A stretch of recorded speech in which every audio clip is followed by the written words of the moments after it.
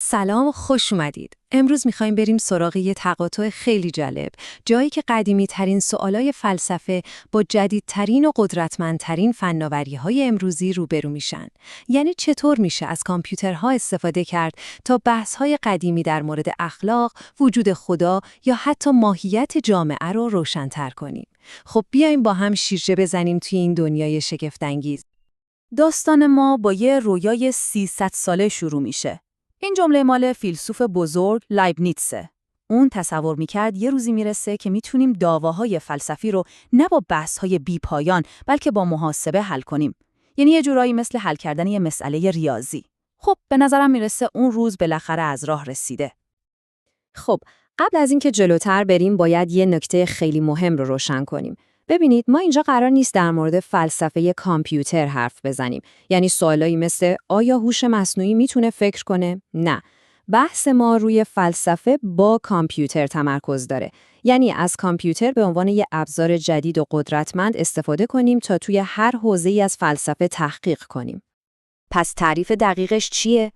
فلسفه محاسباتی یه رشته جدا نیست، بیشتر شبیه یه روشه، یه متدولوژیه. این رویکرد به ما اجازه میده از قدرت کامپیوتر برای ساختن مدل‌ها، تحلیل استدلال‌های پیچیده و کشف الگوهایی استفاده کنیم که شاید ذهن ما به تنهایی هیچ وقت نمیتونست ببینتشون. خیلی خوب، بیایید بریم سراغ اولین کاربرد بزرگ این حوزه. تصور کنین میتونستین جوامع انسانی رو بذارین زیر میکروسکوپ، اونم توی یه آزمایشگاه دیجیتال. این دقیقاً کاریه که مدل سازی مبتنی بر عامل انجام میده. به ما اجازه میده آزمایش‌های اجتماعی رو در مقیاسی اجرا کنیم که قبلاً حتی فکر کردن بهش هم ممکن نبود. بیایم با یه سوال شروع کنیم که فکر کنم دغدغه خیلی از ما هست. چرا به نظر میاد که مردم روز به روز دارن بیشتر به دو تا گروه مخالف تقسیم میشن که انگار اصلا زبان همدیگر رو نمیفهمن؟ آیا فلسفه محاسباتی میتونه کمکی به درک این موضوع بکنه؟ ابزاری که اینجا به کارمون میاد بهش میگن مدل‌های مبتنی بر عامل. ایده‌اش خیلی ساده است. شما یه جامعه مجازی با هزاران عامل یا فرد دیجیتالی درست می‌کنید. بعد به هر کدوم از این عامل‌ها یه سری قوانین رفتاری خیلی ساده میدید. حالا دکمه پلی رو میزنید و تماشا می‌کنید که از دل این همه تعامل ساده چه الگوهای اجتماعی پیچیده‌ای بیرون میاد. و جالب اینجاست که قانونی که به این عامل‌ها میدیم میتونه فوق‌العاده ساده باشه. توی یه مدل معروف، هر عامل فقط به حرف کسایی گوش میده که عقایدشون به اندازه کافی به عقاید خودش نزدیکه. منطقی به نظر میاد، درسته؟ ما هم معمولاً بیشتر با آدم‌هایی حرف میزنیم که از قبل باهاشون هم عقیده ایم. و اینجا نتایج واقعاً شگفت‌انگیز میشن. اگه عامل‌ها خیلی ذهن بسته باشن و فقط به آدم‌های خیلی شبیه خودشون گوش بدن، جامعه تیکه تیکه میشه. اگه فقط یه ذره ذهنشون رو بازتر کنن، جامعه یهو به دو تا قطب مخالف تبدیل میشه.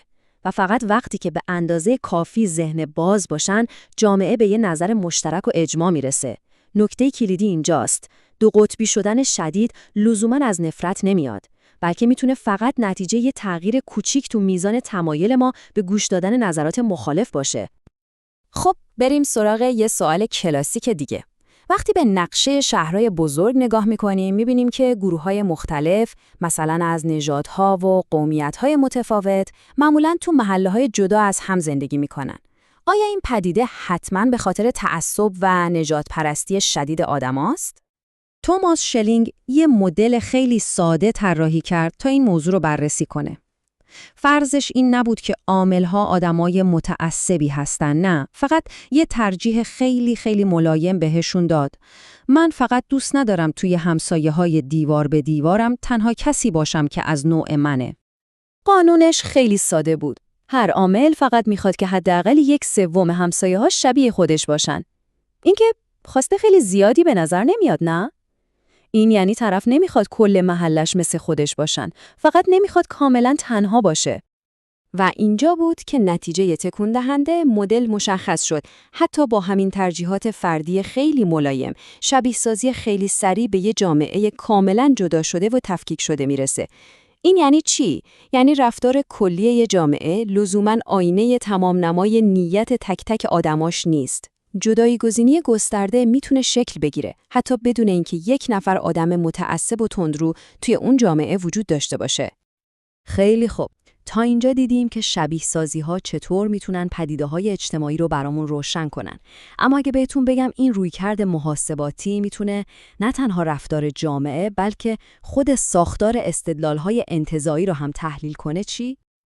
این دقیقاً همون جاییه که قدرت دیگه فلسفه محاسباتی رو می‌بینیم. این رویکرد فقط به مدل سازی رفتار آدم‌ها محدود نمیشه، بلکه میتونه بره سراغ خود قلب فلسفه، یعنی استدلال منطقی. با اثباتگرهای قضیه خودکار آشنا بشید. اینها برنامه‌های کامپیوتری فوق‌العاده قدرتمندی هستند که میتونن یه استدلال پیچیده رو بگیرن، اونو به زبان خشک و دقیق منطق ترجمه کنن و بعد قدم به قدم چک کنن که آیا نتیجه گیری‌ها از مقدمات به درستی به دست اومدن یا نه. این برنامه‌ها میتونن تناقض‌ها یا اشتباهاتی رو پیدا کنن که قرن‌ها از چشم بزرگترین فیلسوف‌ها پنهان مونده.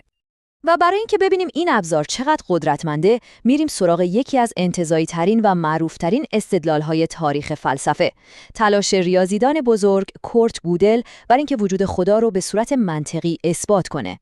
منطق اصلی این مدل استدلال‌ها، حالا به صورت خیلی ساده شده، یه چیزی تو این مایه هاست. اول خدا رو تعریف می‌کنیم، مثلا بزرگترین موجودی که میشه تصور کرد. بعد میگیم که خب وجود داشتن توی دنیای واقعی بهتر از وجود داشتن فقط توی ذهنه. پس نتیجه میگیریم که خدا برای اینکه بزرگترین باشه باید حتما وجود داشته باشه. البته نسخه خود گودل خیلی پیچیده تر و فنی تر بود. خب چی شد وقتی محققا استدلال گودل رو به یکی از این برنامه‌های کامپیوتری دادن؟ کامپیوتر تایید کرد که بله، استدلال گودل از نظر منطقی معتبره، قدماش درسته. اما کامپیوتر یه چیزی رو پیدا کرد که خود گودل هم هیچ وقت ندیده بود. اصول اولیه‌ای که گودل برای استدلالش تعریف کرده بود، اگه با هم ترکیب بشن به یه تناقض آشکار میرسن. یک کامپیوتر یه ایراد مخفی رو توی استدلال یکی از بزرگترین منطقدان‌های تاریخ پیدا کرد. باور نکردنیه؟ تا اینجا همه چی خیلی هیجان انگیز به نظر میاد. ولی خب باید یکم محتاط باشیم و به انتقادها هم فکر کنیم. آیا این مدل‌ها بیش از حد ساده نیستند؟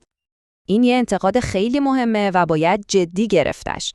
آیا این شبیه‌سازی‌های اجتماعی فقط یه سری دنیای کارتونی و ساده سازی شده نیستن که هیچ ربطی به پیچیدگی دنیای واقعی ندارن؟ آیا ما فقط داریم همون چیزی رو به عنوان خروجی میگیریم که خودمون از اول توی برنامه گذاشته بودیم؟ این تشبیه فوق‌العاده از بورخس جواب این سوال رو به ما میده. هدف یه نقشه این نیست که کپی دقیق و 100% یه سرزمین باشه. یه نقشه‌ای که به اندازه خود اون سرزمین باشه کاملاً به درد نخوره.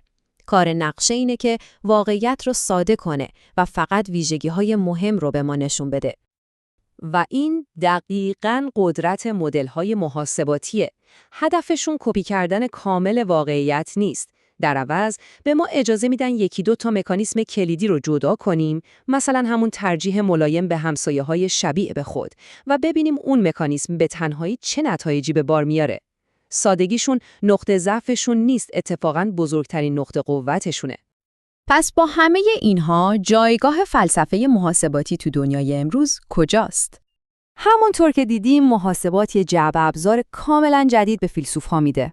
ابزاری برای آزمودن شهودشون، کشف نتایج پنهان ایده هاشون و بررسی سوالهای قدیمی با یه دقت و وضوح کاملا جدید. این ابزار قرار نیست جای تفکر فلسفی سنتی رو بگیره، بلکه اونو تقویت میکنه و بهش قدرت بیشتری میده.